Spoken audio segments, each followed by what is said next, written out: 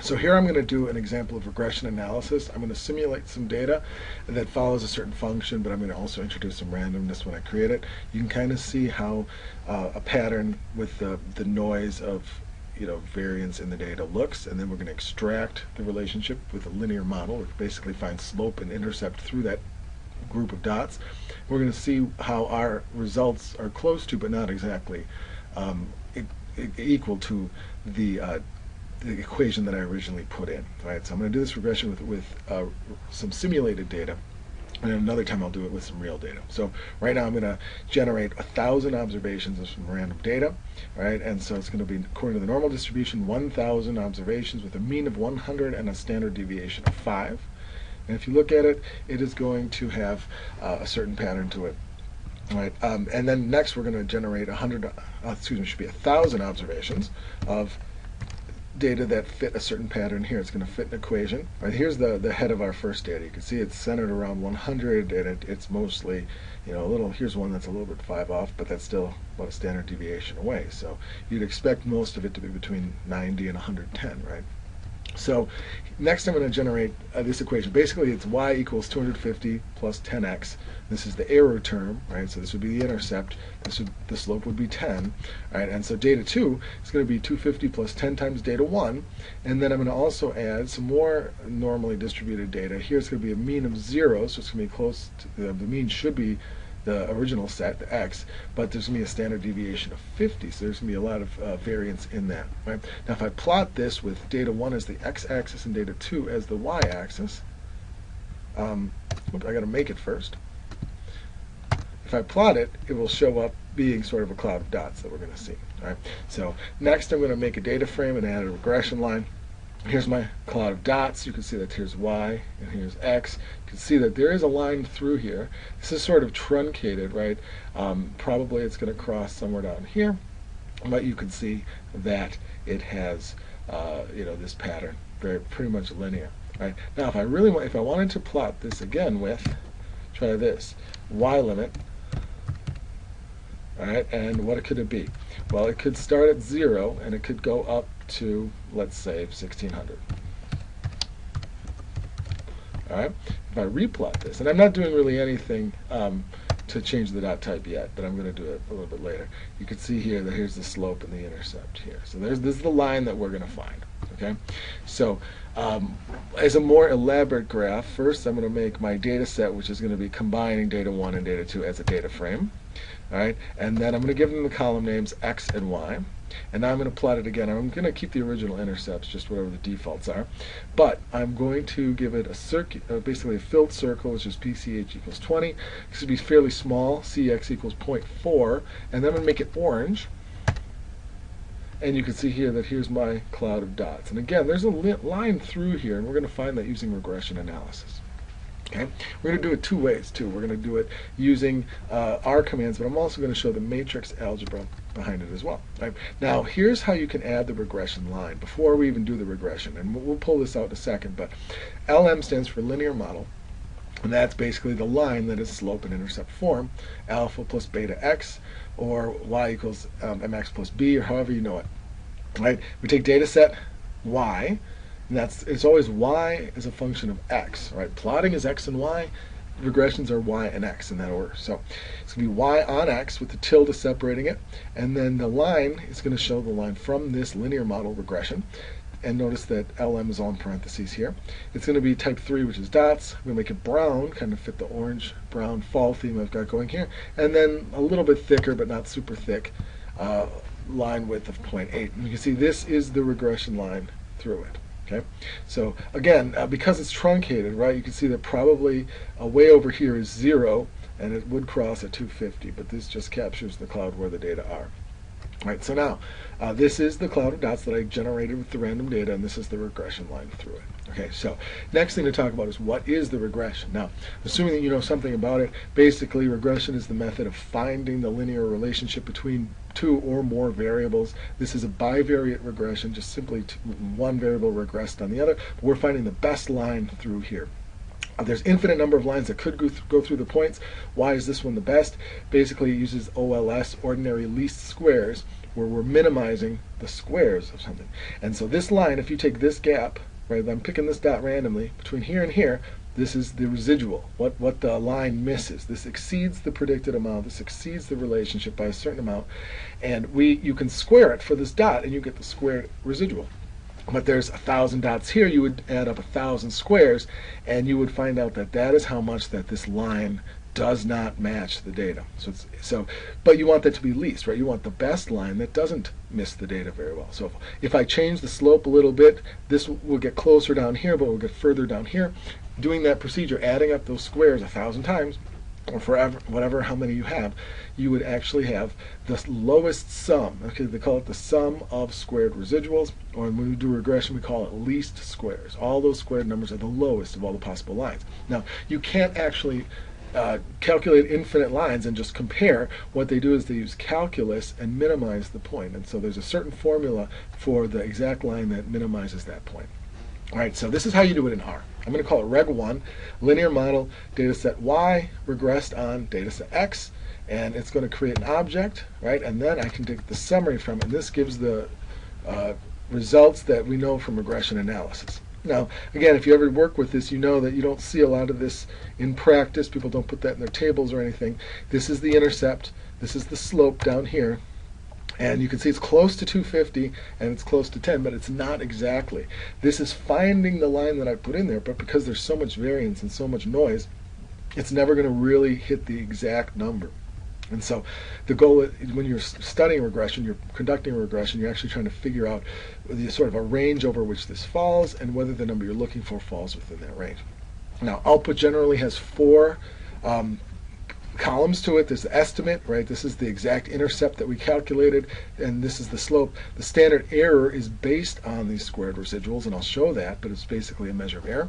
T-value tests the hypothesis of, is this estimate significantly different from 0? So it's basically a t-test. 243 minus 0 divided by the standard error. Now, if you divide 240 by 30, you get 8. This is the first column divided by the second column. Right? It's just a ratio, and it assumes that you're testing hypothesis it equals to 0. So it's literally estimate minus 0 divided by standard error, or estimate divided by standard error.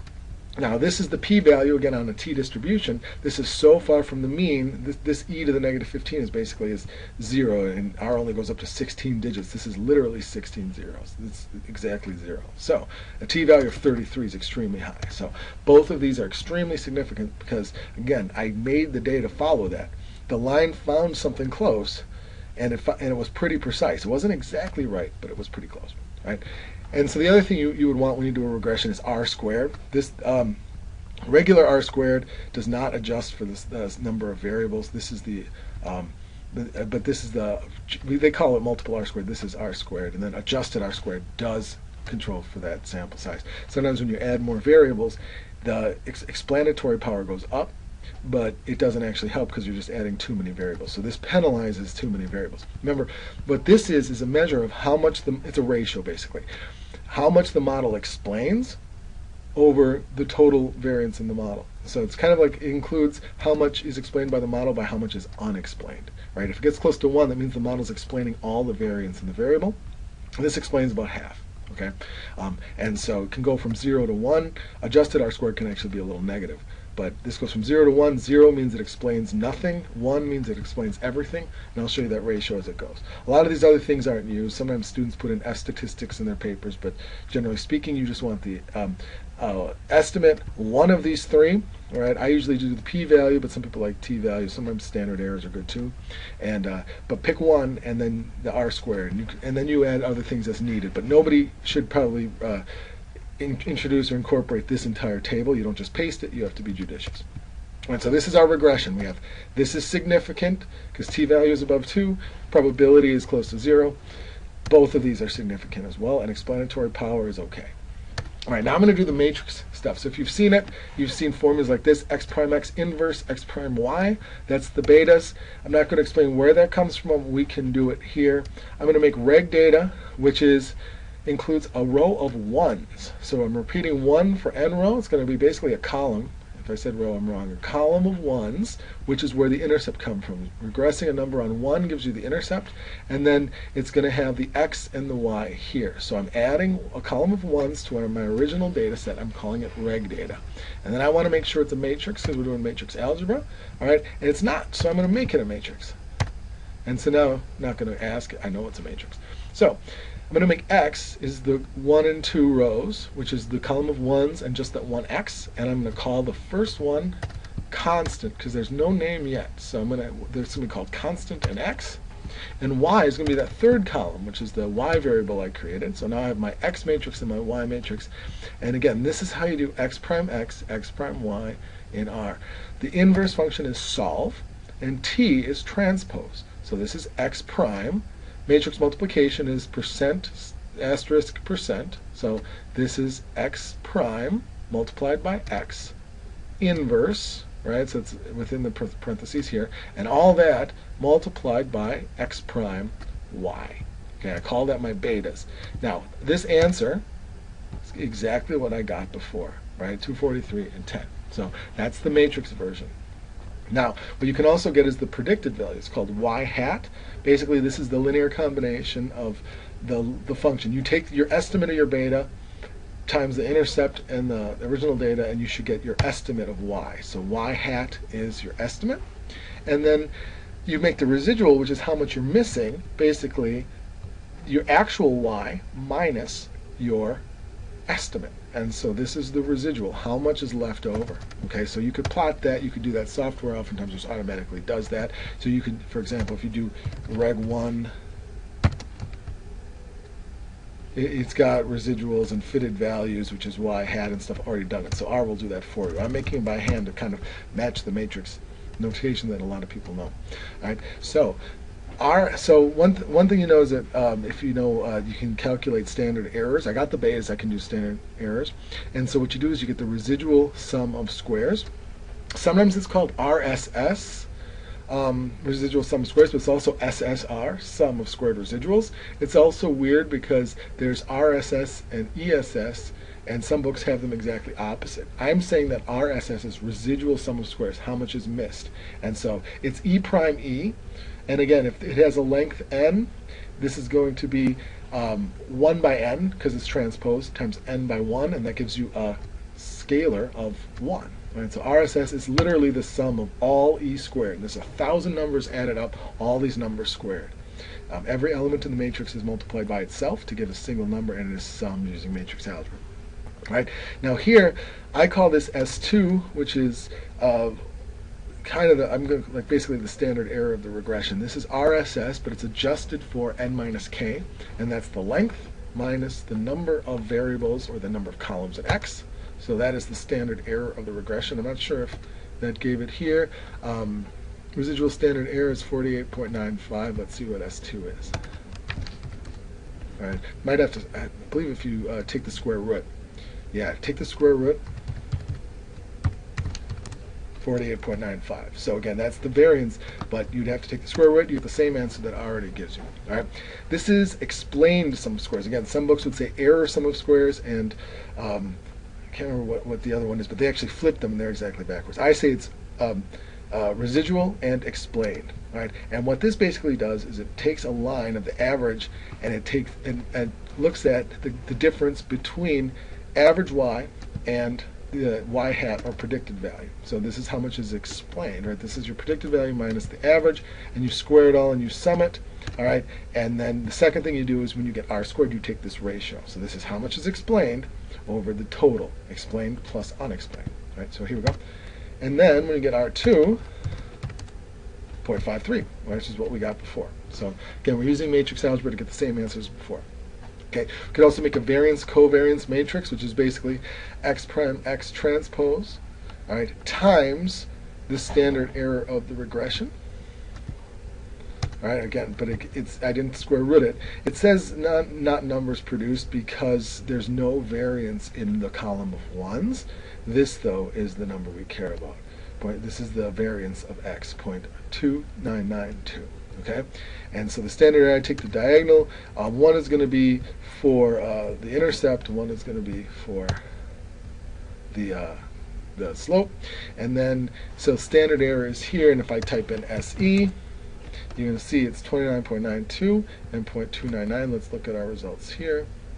29.92 and 0.299. So it's the exact same answer. T-stat, as I said, is just simply the beta divided by the standard error. And I'll show you the table below. I'm going to actually make a table here. I'm going to combine the betas, the standard error, the t-stat, and then again combine these three things, but then round it to 3. And then I'm going to also add r squared at the bottom. So I'm going to do a row bind, and because there's only one r squared but there's 3 columns, I'm going to make 2 more blank columns here. Okay, so that's my table. I'm going to give it some nice column names, beta, SE, and T. And then I'm going to give it the final one, the final row, I'm going to call it r squared. And it's going to come through with quotes. I'm just skipping this step, but I've already seen that it comes through with quote marks. Take them off. All right, if you ever have an answer with, well, actually, I will show it to you. See, it comes through with quotes. No quote gets rid of that. All right, so this is the same result as we got before. Same betas, same standard error, same t statistic. I could go further, but it's a little bit more difficult to pull the p-values out. Same r squared. So again, I recreated the same thing that r gives us right here with matrix notation. Again, that's what the computer's doing behind the scenes. Back in the day, people would have to do it using matrix algebra, sometimes by hand. It was obviously much more time consuming. We want to do it as a linear model, but there's a lot of stuff that people do with advanced econometrics. One thing, for example, is heteroscedasticity, robust standard errors, uses a special error matrix. Then you might need to put that in by hand if you have something specific. Maybe you've invented something, you've come up with a technique, and you have to implement it as a matrix. So knowing the matrix algebra is important if you want to go beyond what the software does. But for today, we're basically just comparing what the matrix says to what we're going to get in R, and assume that we're going to use R from then. All right. Now, one thing you could do is you could use this command. I put it in here, and you could add that y bar. I don't know how important it is, but right here, that's the average, and basically the y hat minus y bar is this gap, right? And we're basically looking at a ratio of this line split into 2 parts. Right? So last thing I'm going to do is I'm going to add a variable. I'm going to do a third variable, make a multivariate number regression. I'm making something called z. Right? So I've got x, y, and z. Y is going to be regressed on x and z. This is normally distributed, but it's completely normal. It's not connected at all to the other variables. It's completely independent. Make 1,000, mean of 20, standard deviation of 15. And then my data set is just going to take the original one, which was y and x, or x and y, and add z to it. Right? So again, put that there. My data set is created. Right? And I'm going to do another regression, reg 2, which is, watch this, it's y regressed on x plus z. So it's like a linear function. Here, when you have a new variable, it is separated by a plus. Notice that I didn't put data $, or data with a column number. One thing you can do is you can just use the names within your data set and say, you can call the data and say, like, this is within my data, which is called data set. Saves a little step. Right? If I run this regression, you can see here that it's pretty close, right? Close to 250, close to 10, but z is pretty much 0, right? You can't actually tell that it is not different from 0. The t-value is extremely low, and the p-value is extremely high. This was created to be unrelated, and it is. That's how you can tell. These are significant. R even gives you the little stars, right? This is not significant. So I created an insignificant variable, and it is shown to be that. Right? R squared maybe went up a little bit, but again, you know, that people will say that adding variables will raise R squared even if it doesn't explain anything. Right? So again, the question is z significant? You can look at R squared, you can actually compare numbers, but the idea is that this is how you do a multivariate regression as opposed to simply a bivariate regression. So that's kind of what I did, right? I'm generating data, not using any real data right now, but I created a relationship that I can uncover with some error, right? And then we can see the line and slope-intercept form that were created by both, right? And so I did that within the R function of the linear model, and the summary showed me the results, but then I went back and ran through stuff that a lot of people have seen using matrix algebra, right? The beta function, x prime x inverse x prime y.